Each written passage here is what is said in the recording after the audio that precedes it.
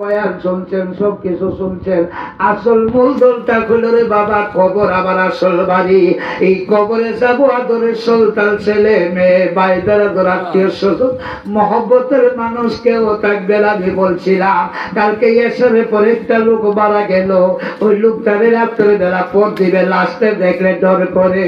এই গুরুস্থানের মিদে বাজার হারিকেল ধরাইয়া কারেন্টের লাইটের ব্যবস্থা কইরা বন্ধুরে কবর খোদল কইরা 10টা 11টার সময় জানাজা কইরা গহীন জঙ্গলে বন্দালারে তো এসে জালদার বাড়িতে ফিরে আসে, ঠিক কিনা বলে? এই কবরে তো আসে বাবা আদরের কেউ নাই।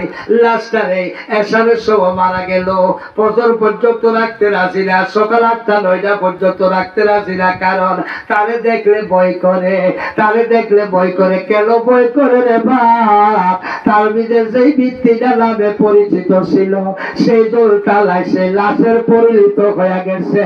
ওই লাশের দিকে চাইলে মানুষের ভয় আসে, ঠিক কিনা বলে?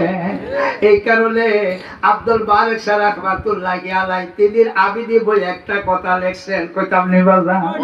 সেরে গেলে আত্মা জামাই মাটির দেখে কিসের বোধাই, পোষা দেখে বিচার করছনি। আরে আত্মার চলে তোর পিরিতি, আত্মার চলে তোর পিরিতি, বন্ধু তবে বাম চলি নিতে যাইলে নায়র সাহিবালে। আমার পরিচয় যারে দিয়াছিল রে বাপ, তিনি আমার কাছ থেকে বিদায় হয়ে গেছে। এই জন্য আমি লাশের পরিণত হয়ে গেছি, আমার দেখলে মানুষে বই করে, ঠিক কিনা বলে? তো কাজেই সকলের কাছে অনুরোধ করে বলে চাই বাবা, আমরা যেন নামাজি হই, আমরা যেন রোজগার হই, মুরব্বীদেরকে আমরা সেবা করব, মুরব্বীদেরকে আমরা শ্রদ্ধা করব, মুরব্বীদেরকে ভালোবাসবো। যুবকেরা এইগুলি যদি আমরা মাইনা সইলা যাইতে পারি, আমার দয়াল নবী তার রহমতের কোলে আমরা উঠাইব, ঠিক কিনা বলে? আমরা নবীর কোলে উঠতে চাই কি চাই না? আল্লাহ পাক আমাদেরকে নামাজি মুত্তাকির বানায় দেখ, সকলে বলি আমিন।